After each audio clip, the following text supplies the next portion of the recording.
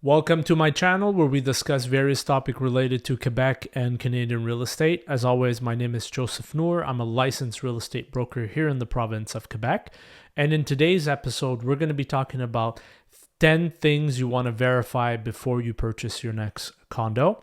So it's going to be a very important episode, especially if you're currently shopping for a condo, which again, a condo is referred to a co-ownership type of property. Before we begin today's topic, if you're looking to buy or sell any real estate property in the city of Laval, which is where I'm located, feel free to contact me. My contact information are located on my website or on my YouTube channel. So without further ado, let's get started in today's topic. So 10 things to verify before you purchase your next condo. So all of these 10 things are extremely important. I could probably make a video for each of these 10 things, and maybe I'll do. But for now, I'm just going to keep it high level, or else that video is going to last for an hour. So let's start with the first thing you want to look at when you're looking to buy a condo is, or maybe like it's going to be a red flag, is any property with low condo fees. So those are big no-nos. And I know, especially with first-time home buyers, typically, it's one of the things they're going to look at because with lower condo fee, they think that they'll be able to more afford the property. Unfortunately, that is not the case. I've seen several horror stories where properties were bought based on the fact that they had low condo fees, and after 12 months, 18 months, 2 years, condo fees started drastically increase, right? So as a reminder, and I spoke about this in a previous episode, when the condo fees that you're paying, there's a portion of it that will go into the contingency fund. And if you remember in my previous episode, here in Quebec, by law, 5% minimum of the condo fees that you pay has to go into contingency fund. So logically, the lower the condo fee, the lower the amount that goes into the contingency funds. And so that means the money that's in the contingency fund, that's the fund where the condo associations store money away for major repairs of the common area or eventually replacement of like the roof and stuff like that, right? So any properties with low condo fees most likely will have very low amount in the contingency fund, which is going to be a predictor of future problems and future money that you'll have to pay. So that was number one again. Properties with low condo fees should be approached very carefully. So please do your due diligence.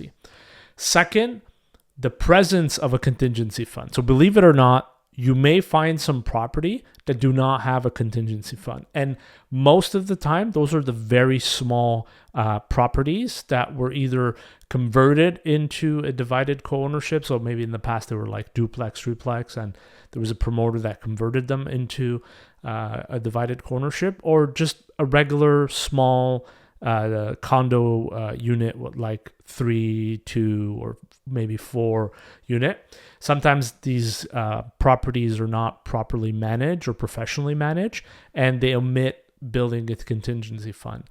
And some of the repercussion of that, and we've seen this recently in the news in Quebec, where a purchaser weren't able to mortgage the property because the lender did not want to provide a loan to purchase the property, because the property the property was located in a building that had no contingency fund.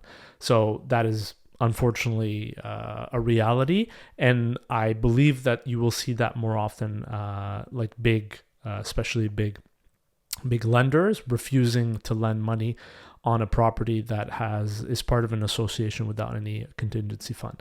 So please verify that there is a contingency fund, and the best way to look at it is looking at the financial statement. Okay, so that was number 2. Is there a contingency fund within the association where that unit you're looking to buy is part of? Number 3, the amount in the contingency fund, is it sufficient? So obviously, the greater the amount of units in the building, the more money there should be in the contingency fund. The same logic if there's more common area, so if you have like a gym, a pool, and stuff like that, there should be more money being put in the contingency fund, and ideally it should be more than 5%. If it's lower than that, they're not meeting the rules, the regulation.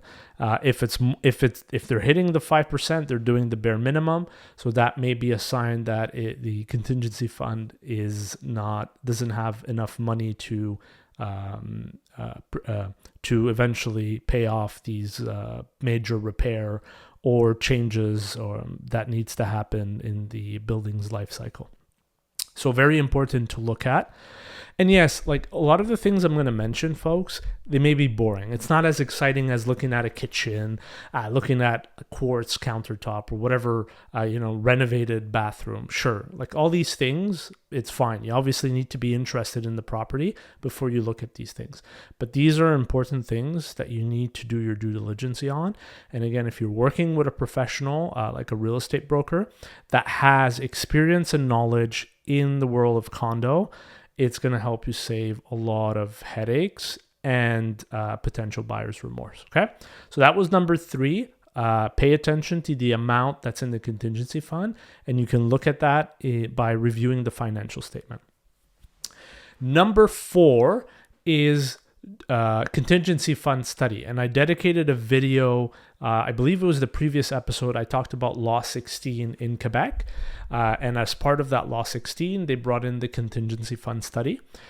Now, properties have up to 2027, so 3 years after the law passed, which was this year, to have a contingency fund study done.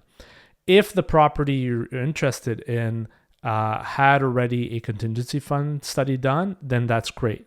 Review it, right, with your real estate broker to make sure that you, first of all, understand it. And by reviewing it, you'll know what to expect from a, condo fees or potential special assessment for the next 10 years. If the property you're looking to buy doesn't have one, expect that the condo fees will most likely increase once they complete that contingency fund study, because there's a lot of property, unfortunately, that are underfunded, and they're not gonna have enough funds to be able to pay for the upcoming maintenance that the building will need. Okay, so that was number 4, which is the contingency fund study. And again, if you're not familiar with what that is, please go back and watch the previous episode where I talked about Law 16 and some of the changes that are going to impact the condo market in Quebec. Number 5, meeting minutes. So I talked about that again at length. So the meeting minutes is basically the documentation of the meetings that all the co-owners have among each other. So if you own a condo, you're well aware that there's going to be a meeting of the condo association. And in those meetings, they're going to have an agenda and they're going to record what was discussed during those meetings. So these are invaluable document to get an idea of what is being discussed. What are some of the challenges that the building has? What are some of the problems? What is going to be upcoming if they're talking about special assessment or potentially a increase in condo fees or whatnot? Some of the problems in the building, like I said. So it's a very important document for you to review, and it's also important not to. So I've seen sometimes I work with buyers, obviously, and sellers, and sometimes when we're looking at condo property, the documents that the broker makes available, the broker who's selling the condo, they'll put like the meeting agenda, right, which is irrelevant. So if you're working alone, for example, and you ask the broker who's selling the property, or if it's a property that the owner is selling themselves, don't settle for the meeting minutes agenda. Like that, it's irrelevant, right? Like it might be helpful with some stuff, but you want the actual minute that what was discussed in those meetings. Those are supposed to be documented by somebody and then given to all the co-owners within 30 days, if I'm not mistaken. So very important to review. That was number 5, which was the meeting minutes. Okay, not the agenda, but the actual minute. Then we get to number 6, which is, does the property have any special assessment, whether it's past or upcoming? Okay, So special assessment, like I said, when there's not enough money in the contingency fund, the co-owners will vote to pay a special assessment, and this can range like it ranges wildly. So it can go from anywhere from $200, $100 to maybe $15, $50, even $50,000. I've seen situations where people had to remortgage their property in order to pay the special assessment, and it's usually a sign of poor management, unfortunately. And it might not be poor management at the moment, but over the years it was poorly managed. They kept the condo fees very low, which meant that the proportion that's going into the contingency fund was also kept low, and it was never enough to pay for the eventual change of the roof or any kind of maintenance that a building requires over the years, right? So if the property had special assessment, that's a red flag for potential mismanagement. And obviously, if there is going to be any special assessment in the future, that's something you want to budget for, because you have to pay for it. And if you don't, there's legal ramification if you don't end up paying that special assessment. So that was number 6. Is there a special assessment either in the past or in the future? Number 7 is going to be the certificate of location. That is a document that you need to review whether you're buying a condo or a house. What's important in the condo world or any type of co-ownership, it will actually give you the net size of the unit, right? So it's important because I've seen listings, for example, where the balcony and the garage are included in the area, like the size of the unit, like they'll say 1,000 square feet, but that includes the balcony and like the garage. That is incorrect. So balcony is usually part of a common area, not the private area. And so the certificate of location will actually give you, because it's prepared by a specific professional mandated by law, and it will actually give you the right size of the unit that you're looking to buy. So it's very important so that if there's any variation, you know what you're paying for. So that was number 7, which is the certificate of location. Then it gets us to number 8 regarding parking spot. So there's different type of parking spot. Obviously, there's interior and exterior parking spot, but what you want to look up for is if the unit comes with a parking spot, is that parking part of the restricted common area or is it part of the private area? So if it has a lot number, that means it's part of the private area, but if it doesn't, it's part of the common area, and you may have the exclusive right to use it as the owner of, unit 102, for example, right? So why you want to know that is because that affects the value of the property. If a unit has a private, like a garage that's held as a private, you have property rights over it, which means you can sell it to somebody else or you can buy another garage from another owner in the building. But if all the garages are part of a common area, then you can't do much. You can only use it for yourself. You could potentially rent it if to somebody else if the rules allows it. But it does have an impact on the value of the property. So a property, two same property, same size, same amenity, same location. One has a condo, a parking spot with that is private, meaning it has a lot number, so it belongs to the owner of the unit, versus one that is part of the common area. It will not have necessarily the same value. So you want to make sure you know what you're buying.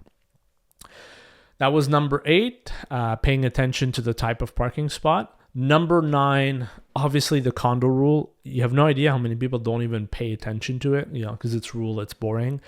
If you're somebody that loves to barbecue and you're not allowed to put one on the balcony, obviously that's going to be painful for you. So, pay attention to it. I'm not going to get into this video about like animals. So there's a lot of condo building where they put rules around, you can only have a dog of X size and stuff like that, right? I'm not a lawyer, obviously. I'm a broker, but that does goes against some of the law in Quebec. So I don't, based on my reading of the literature, they're like these condo rules are not legal. Basically, they're not allowed to forbid you of having a dog of a certain size in your unit, right? what they're allowed to do is, for example, if there's common area, there's a pool or there's a gym or whatnot, obviously they can mandate rules where you're not allowed to bring your animal in those areas. But within your private, your unit, there's no rule. But I mean, validate that with your lawyer. But there's a lot of current discussion about this topic here in Quebec. So that was number 9, condo rules. Very important. Review the rule. Make sure that there's nothing in there that would negatively impact you in the future. The last one, number 10. Thank you for staying up until this part of the video. You won't regret it because that's an important one. The seller declaration. So again, like the certificate of location, this is a document that's important regardless if you're buying a condo or a single family home. What's important in terms of the condo world, what I do typically when I'm working with buyers or even sellers, I will typically look at obviously the seller declaration with my client, but I'll also look at units that sold recently in the building, and I'll look at their seller declaration. I'll tell you why. Example, we recently I had clients that were interested in a beautiful condo. So we looked at the seller's declaration, and it was mentioning that they, there was a special assessment that they've already paid for. And speaking of special assessment, they paid $7,000 on that special assessment. So just to give you an idea, it's not uncommon, and it will happen more and more as the building in Quebec starts aging. Okay. Regardless, I pulled, there was 2 units that were sold recently in that building, and I looked at the seller declaration, and one of them actually mentioned that there was going to be an increase in the condo fees next year. They were given notice, and the increase was going to roughly be about 40%. And obviously that wasn't mentioned in the seller declaration of the property we were looking at. So with that information, I went to do a bit more research with the property, with the management company that was managing the property, and we're able to get more information. But sometimes you will learn other important things that by looking at other seller declaration of units that recently sold. Sometimes it's a gold mine of information, and it may help you use some of that information for negotiation purposes. So that was number 10, which was looking at seller declaration. And like I said, look at the seller declaration of the property you're looking to buy. And if you're able to find recent unit that's sold in that same building, consult those seller declaration as well. How you get access to it, again, if you're working with a real estate broker, they can give you access to them. If not, you can reach out to the broker that is selling the property. And that concludes today's episode. So I hope today's episode was helpful. And again, if you're looking to buy real estate in Quebec, in Laval, in the city of Laval, please reach out to me, even if you just have any questions. My information are on my YouTube channel or on my website. Thank you for watching. I'll see you in the next episode.